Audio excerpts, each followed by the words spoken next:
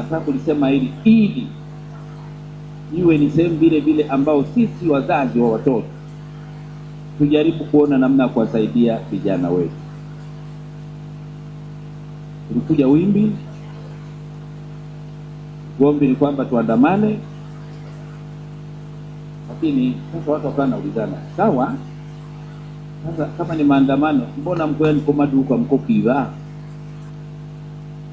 Mbona mkofu mnasema tukachome na majumba ya watu na yalichomwa?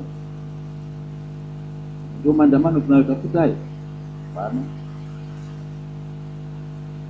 Sasa vijana wale hulka ile inapotokea jambo anaona kama la kawaida, na yeye anataka awe sehemu yake. Sasa matokeo yake vijana wengine wanapoteza maisha, wengine ndio pengine wamejeruhiwa. Kwa hiyo lazima kama wazazi tubebe dhamana hii, tuone namna ya kuwajenga vijana wetu wawe watoto wazuri, watoto wenye kujua wafanye nini katika mazingira yake. Mwana umleavyo ndivyo akuavyo.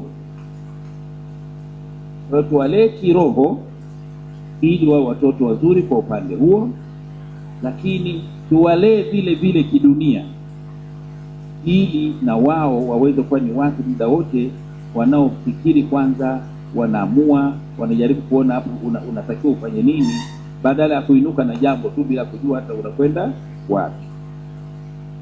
Kwa hiyo nikasema maadamu tumeonana hapa, na kwa sababu sisi wengine tunaokaa mijini alapo kumbali mlikuwa na mambo swali, lakini huko sisi unaogopa kweli kweli, hata kutoa mguu kwenda leo mguu kidogo na niuma ompe, anaogopa tu, unaweza kuteremka mjini kula mambo yakakuharibikia. Kwa hiyo tujaribu sana kuyaona hayo, kwa sababu wakati mwingine inaweza kuwa ni kimbuko la jambo ambalo ni uvunjifu wa amani mkubwa sana, na ndani yake watu wanapata madhara makubwa sana. Kwa hiyo tuangalie pande zote mbili, kiroho lakini vile vile kidunia, kwa maana ya kimwili, tuweze kuona namna kujenga vijana.